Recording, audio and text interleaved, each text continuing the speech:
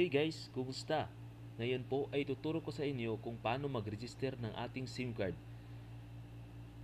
Good news nga po pala dun sa hindi nakahabol ng pag-register sa itinakdang deadline noong April 26 dahil extended pa po yung SIM card registration until July 25, 2023. Mahalaga po na ating i-register ang ating SIM card dahil mandatory ito ng government. According to the government, the law exists to safeguard consumers against nefarious practices that have been prevalent with unregistered SIM cards, including scams, smishing, and other forms of online and mobile fraud. So, dagdag ko lang din po na kailangan talaga natin mag-register lalong-lalo na sa gumagamit ng mga online transaction sa mga bangko dahil nire-require ng mga bangko na kailangan natin i-register ang ating SIM para ma-activate dahil dun sila magsisend ng ating OTP. So, ano pang hinihintay natin guys? Simulan natin yung ating tutorial. Let's go! Input lang natin dito sa ating Google Chrome search engine guys, SIM card registration. Then, sa nakikita nyo, iba yung website ni Smart at saka ni Globe sa kanilang SIM card registration. So ngayon, ang i-register ko muna ay yung aking talk and text na SIM. Kaya pinili ko yung SIM card registration ng Smart.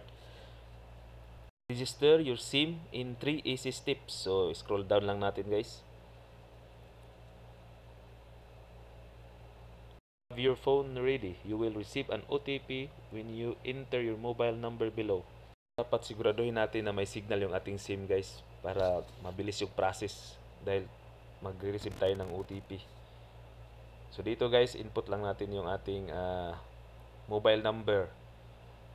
Then check lang natin yung I have read and understand the terms and condition. Then send OTP. Then after natin matap si send OTP, ilang saglit lang ay magsisend na si Smart ng ating OTP number sa ating mobile phone.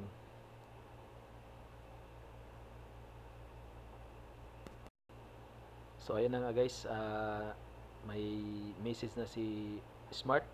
Then input na lang natin yung ating 6-digit na OTP number dito sa provided box nila. Then tap lang natin ang verify OTP to proceed. Success! Your mobile number was successfully verified. Tap lang natin okay guys. Ngayon na na-verified na yung number natin guys, proceed na tayo sa next step which is pag-input ng ating customer informations. First to fill up guys is yung type of registration. So pinili ko yung I'm registering my old SIM dahil lumang SIM ko tong aking i-register. Then next is yung nationality guys. Automatic na yan, Philippines. Then so next guys is yung ID card. So marami naman silang pagpipilian na pwedeng gamitin na valid ID para sa ating SIM card registration. So pili lang kayo. Yung sa akin, yung pinili ko is yung aking UMID ID.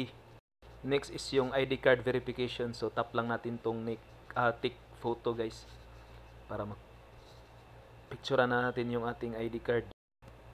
Then dito guys, itapat lang natin yung ating ID dun sa frame. Then tap lang natin yung blue na circle to take photo guys. Then tap natin yung submit guys to proceed.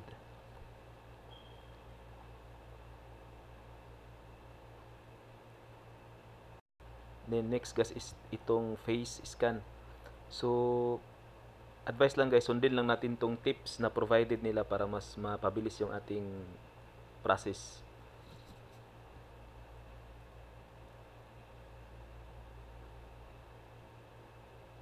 Then sabi dito guys, sorry we cannot capture your ID information. Tap okay lang guys to retake photo guys. Dito pala kadalasan tayo natatagalan sa ID verification kasi medyo stricto sila dito sa pag-verify ng ating ID na ginagamit. Then after mapicture natin guys, click submit lang. So sabi dito, please make sure your ID is clear and non-reflective. So ibig sabihin na reject na naman yung dinig natin na picture.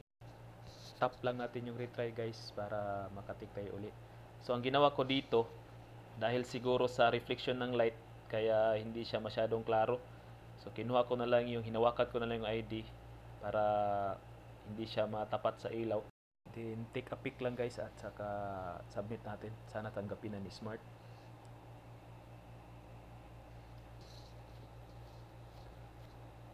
So ayun guys, naka-proceed na tayo.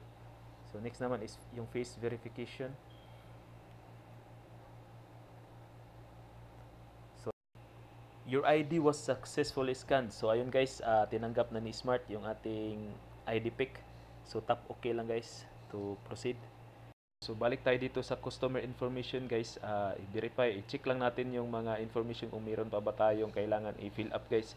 So dito pala guys sa baba, meron pang mga required na i-fill up guys, pero automatic na in-input ni Smart dahil dun sa ating sa ID natin na tinake guys, may yung mga personal information dun automatic na magre-reflect dito sa baba na mga information na kailangan natin i-input.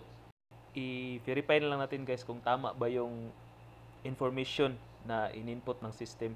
Then kung tama naman, tap lang natin yung next guys to proceed sa next step.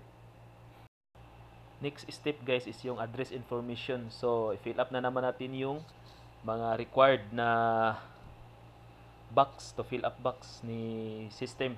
So advice ko lang or tip ko lang dito guys, meron kasi ditong mga box na hindi naman ni-require talaga ni system na kailangan mo talagang inputan. Halimbawa, itong house lot number.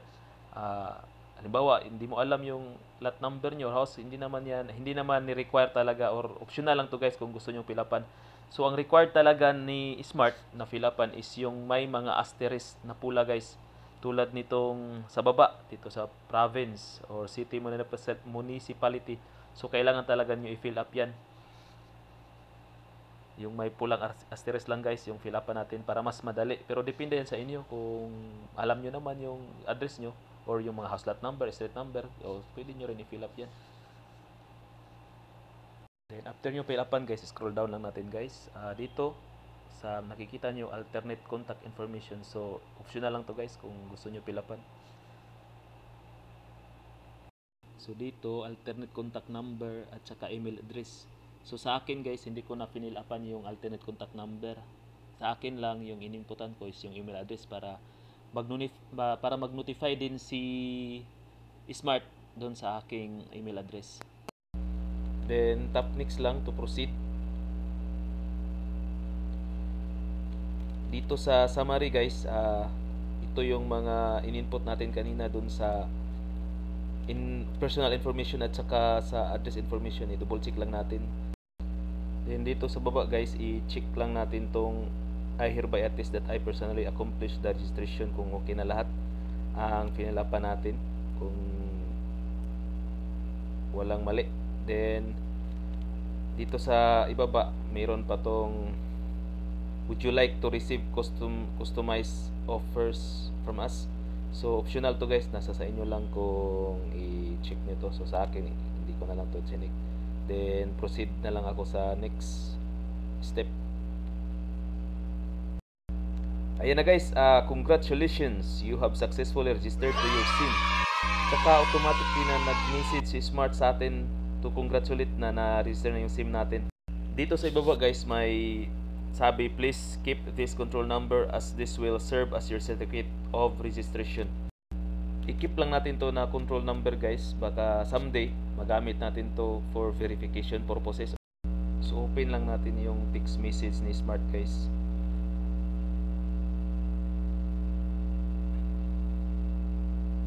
So ayan guys, congratulations, you have successfully registered your SIM. So nag-send din sila ng control number guys. Sa mga smart user dyan, ganito lang kadali mag-register ng ating SIM card. So sa next video naman natin ay ituturo ko sa inyo kung paano mag-register ng ating SIM card sa mga Globe user naman. Yun lang guys, sana makatulong sa inyo. Sa mga hindi pa naka-register, kailangan talaga natin na-register yung ating SIM para na din sa ating safety. At saka kailangan talaga natin halimbawa sa mga gumagamit ng mga online transaction. So yun lang guys, salamat at God bless.